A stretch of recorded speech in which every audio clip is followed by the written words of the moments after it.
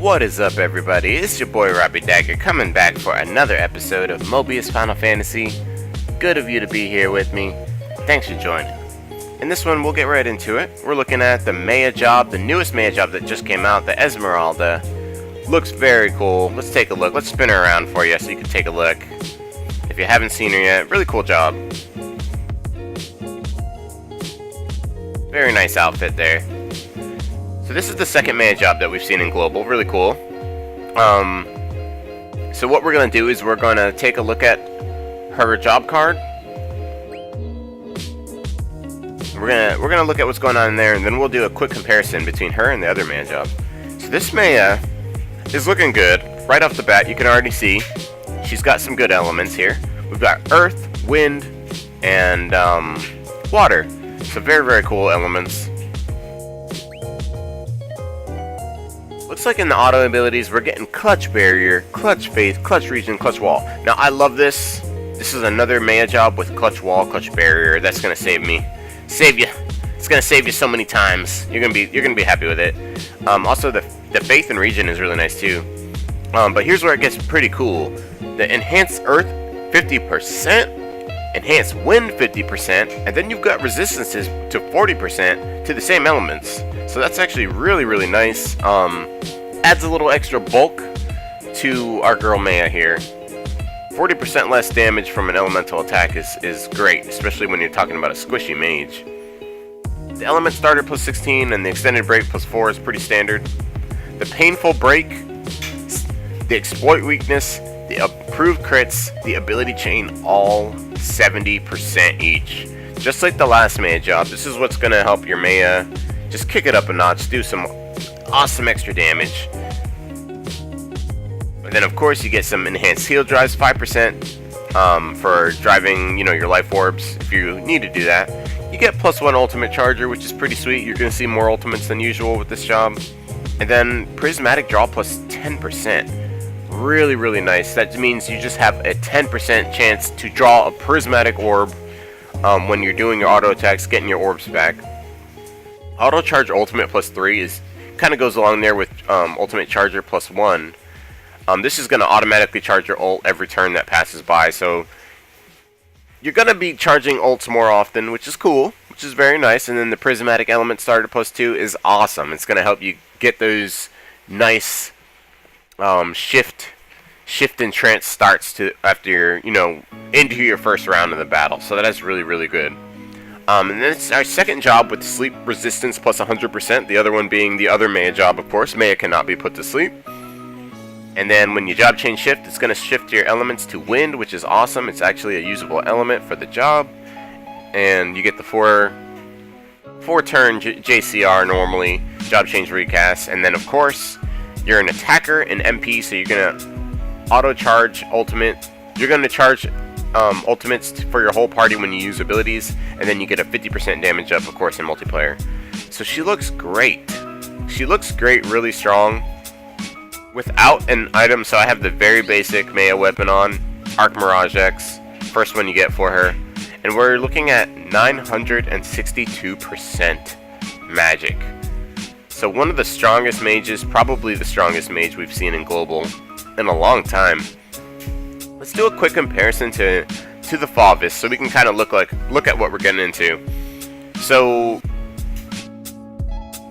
the only difference really between Esmeralda and Phoebus is Phoebus tends to have a little bit less magic power. Oh, I say a little bit less, but it's actually 200 points less, 200% less magic for the Phoebus, where the Phoebus makes up for those points that she lost by sticking them in break power, basically double the break power. And losing a little bit of attack power too with our Esmeralda. So you're losing a little break power, a little bit of attack power, but you're a mage attacker, so this magic is doing more for you than that break power and that attack power on Phoebus anyway. So it looks really good. Otherwise, there's no really big change stat-wise. Both jobs have their basically the same enhancements. Both jobs basically have the same enhancements, so nothing crazy there. They all have the ability chain, the exploit weakness. The other two I can't remember. Painful Break, really nice. And then we're talking about Ability Chain and Improved Crits. So super strong jobs, super duper strong jobs. You guys are gonna like them. You'll definitely like her. Let's see. So let's throw some cards on her. Also, we'll talk about the Damsel Wing, which is our second weapon for Maya. And this right now is going to be your only option as far as damage focused. Doing damage primarily to your enemies. So the reason why is because it starts you out with Painful Break plus 50% and then Exploit Weakness plus 50%. Two really good abilities as far as doing damage goes. Also comes with a pretty good magic boost on it, just like off the bat. So it's a dang good weapon. It's going to be the only good Maya attacker weapon until we get Vesna.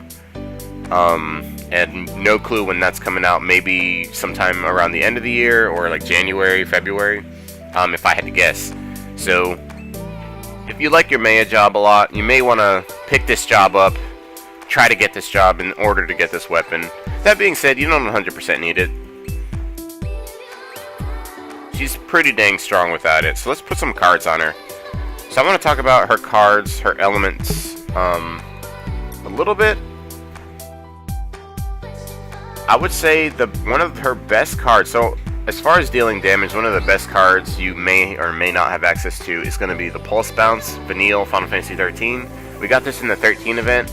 If you pick this card up, if you were able to get it, and say you don't have it finished up, you don't have it maxed out, please, you'll be doing yourself a huge favor finishing this card up, maxing this card out. It's really good. It's going to be her best and only multi-hit damage focus card. It adds Painful Break, which is awesome. So this is her best in slot right now in our game, in our meta. So keep that in mind. So we'll put that on her. We may go a little Earth Enhance on her, and then we can use something like a CRD. I usually go with something like that. CRD, and then a damage focus. I like a Mage Trance, and I would like a Ultimate Boon in there too. Maybe something like that we could rock with. If you don't like your CRD, you could always try to rock a let's see, you got Light also, so you could rock something like Leviathan if you wanted your BDD for single player. But for multiplayer, I would probably rock a CRD, honestly. Leave the BDD at home, leave that for the breaker. So with a full array of cards, we're looking at some pretty good stats. 7.3k magic, 7.3k HP, I'm sorry. 661 attack power, 419 break power, 1282% magic. This is officially my strongest mage right now, without even trying. In my custom skills, I've just got 2% magics in there, so we got a little bit of help, but not much. And then, we've got about 6 star speed, 6 stars crit, 7 star speed, 1 star defense. Very squishy character. Very squishy, so you gotta be careful in multiplayer. You might wanna make sure your tank and your healer got your back, because you're just strictly there for damage, and you are going to get hurt if you get hit. And with HP this low, and 1 defense star, getting one-shotted is a possibility. I have seen it happen once or twice, so keep that in mind. Really fun job to use. Great elements, and of course, I did kind of fail to mention the Maya Syncro cards. Those cards are going to be pretty good on her. If you've got old mage cards or different mage cards, you can definitely use those still. It's not a huge deal. It's not going to add that much more attack power, though you can do some pretty wild stuff with those Maya Synchro cards. So if you've got them, use them. I wasn't lucky enough to pull like any of them. So when I got this job, it came with 5 dupes. all dupes plus a job. So I was like, okay, I guess I'll take it. So really, really cool. Let me know. Oh, you know what? We didn't even talk about her ult. Let's get in here. Let's talk about her ult before we go. Dia de Muerto. Area attack, a dance to celebrate and silence those who return to death. Pretty grim description and ability name, but it does add faith, snipe. I think it adds something else. Faith and snipe. Okay, it just adds faith and snipe. So not as good as the Phoebus ult. But this one does come with tremendous break power.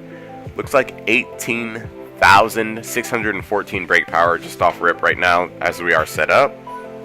Pretty low on the attack power, 6,110 attack power. So use this ult to your advantage. It's a breaking ult. Use it to your advantage when you need it.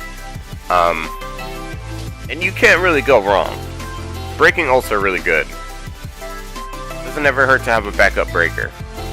It's a really, really cool new job. I hope you guys enjoy it. Let me know what you guys think about Esmeralda and how you're setting her up, how you're using her. Tons of possibilities here. We could go with some Earth shifts, Earth forces. You could do tons of stuff. So let me know. I love hearing different ideas about deck setups and everything. And I appreciate y'all coming by. If you like this video, definitely leave it a thumbs up. Leave some love. Give it a like, a share, subscribe. If this video helped you out at all. And we'll be back again soon for some more Mobius Final Fantasy and other good video game content. So I appreciate y'all coming by, and I'll catch you again later.